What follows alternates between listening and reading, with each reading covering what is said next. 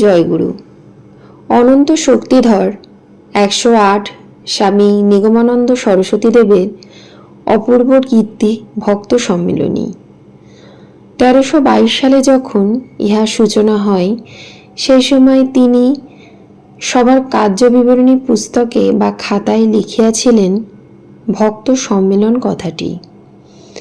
সম্মেলনীর কার্য কিছুদূর অগ্রসর হইলে শ্রী শ্রী ঠাকুর মহারাজ শৌচকার্যের জন্য বজ্র কুটিরে গমন করিলে খাতা খোলা অবস্থায় দেখিয়া ভক্তপ্রবর শ্রী সুরেন্দ্রমোহন দাশগুপ্তের কৌতূহল হয়, শ্রী শ্রী ঠাকুর কি লিখিয়াছেন।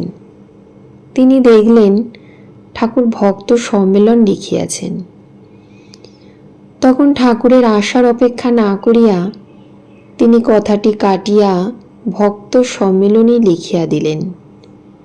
ঠাকুর ফিরিয়া আসিয়া খাতার লেখা কাঠা দেখিয়া প্রশ্ন করায় সুরেন দাদা বলিলেন, ঠাকুর আমি কাটিয়াছি। সম্মেলন কথাটি কিছুটা মেলা মেলা ভাব আসায় আমি উহাকে ভক্ত সম্মেলনী করিয়াছি। এই অনুষ্ঠান গুরু ও শিষ্যের সম্যক মিলন ক্ষেত্র।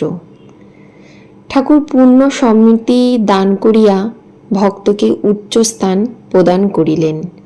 জয় গুরু, জয় গুরু।